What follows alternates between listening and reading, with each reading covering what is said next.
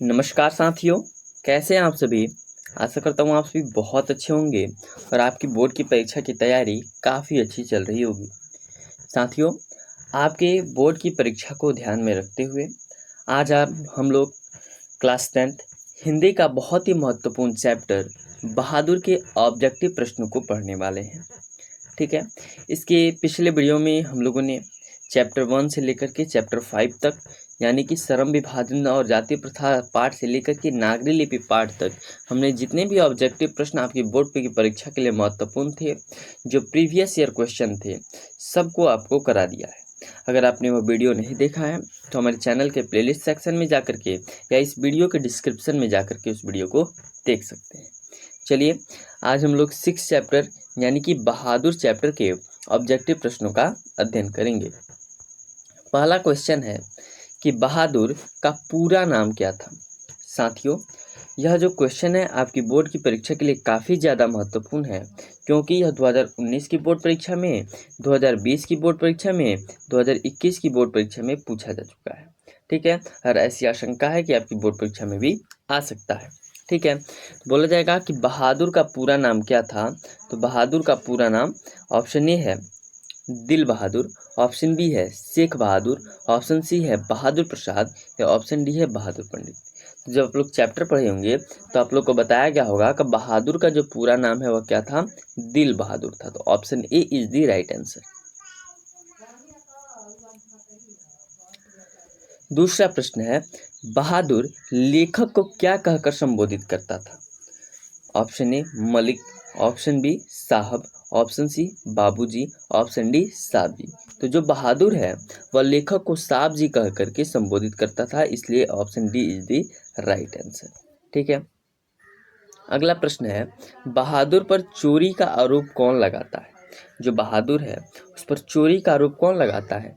Option A लेखक, option B Nirmala, option C Kishore, option D Nirmala का रिश्तेदार। ठीक है, तो जो बहादुर पर चोरी का इल्जाम कौन लगाता है, तो निर्मला का रिश्तेदार लगाता है, इसलिए option D is the right answer.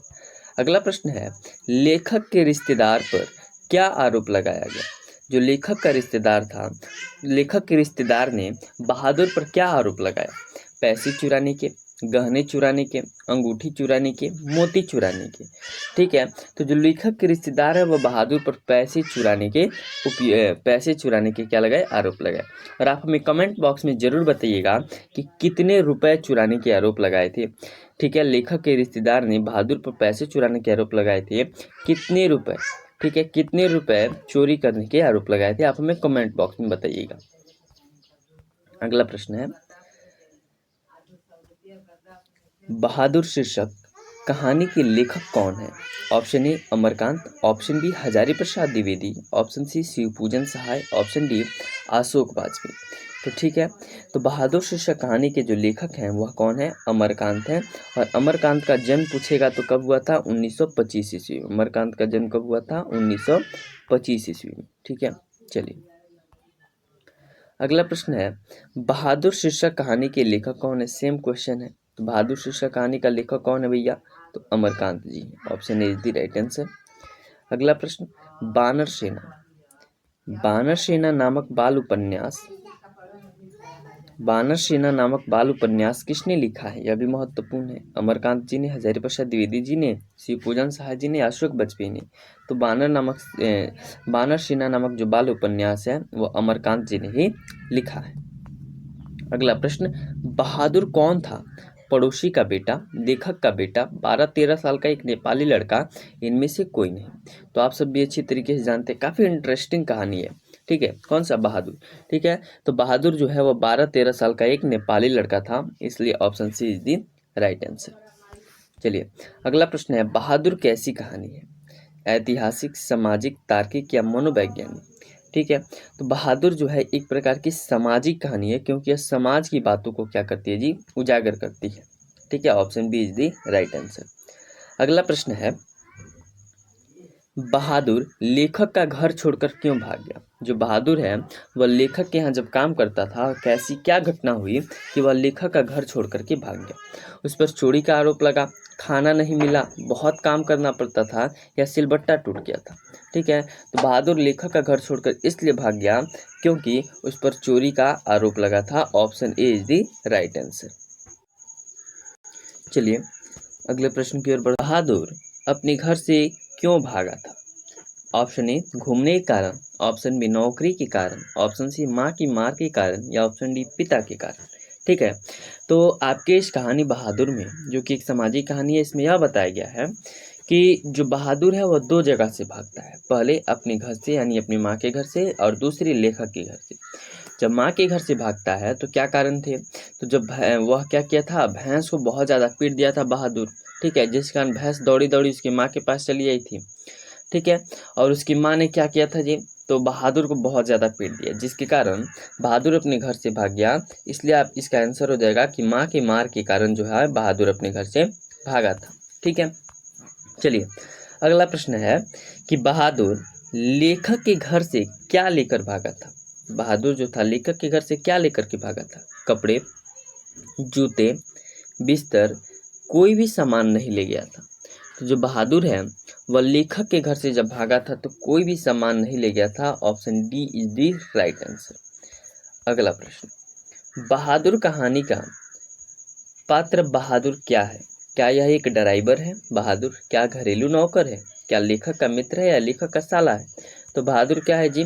घरेलू मित्र, घरेलू नौकर है। Option B is the right answer. अगला प्रश्न है, लेखक अमरकांत ने हाई स्कूल की शिक्षा कहाँ से प्राप्त की? बलिया से, छपरा से, आरा से या बक्सर से? तो जो लेखक अमरकांत हैं वो अपने हाई स्कूल की शिक्षा बलिया से प्राप्त किए। तो option A is the right answer. चलिए अगला प्रश्न है कि बहादुर कहाँ से भाग कर आया था? भोपाल से, नेपाल से, बंगाल से या तिब्बत से? तो अभी शुरू में बताया कि नेपाली लड़का था 12-13 साल का, तो बहादुर नेपाल से भाग करके आया था। तो option B is the right answer. अगला प्रश्न है, जिंदगी और जोंक किस लेखक की रचना है? जो जिंदगी और जोंक है वह किस लेखक की रचना है? भीमराव अंबेडकर, गुनाकर मूले, अशोक वाजपेयी या अमरकांत? तो जिंदगी और जोंक जो है वह अमरकांत जी की रचना है। Option D is the right answer. अगला प्रश्न, बहादुर के नाम से दिल शब्द किसने उड़ा दिया? बहादुर के नाम से दिल शब्द किसने उड़ा दिया? ठीक है, ऑप्शन ए है निर्मला ने, ऑप्शन बी है किशोर ने, ऑप्शन सी है लेखक ने या ऑप्शन डी है लेखक के साले ने?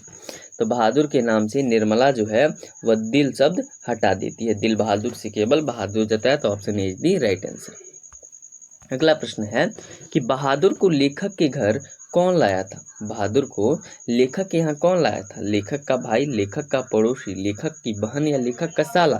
तो बहादुर को लेखक के घर कौन लाया था? तो लेखक का साला लाया था। Option D is the right answer. अगला प्रश्न है, बहादुर यह दिल बहादुर कहाँ, बहादुर या बोलिए इसको, यह है या दिल बहादुर कहाँ का रहने वाला था? बिहार का, उत्तर प्रदेश का, नेपाल का या भूटान का?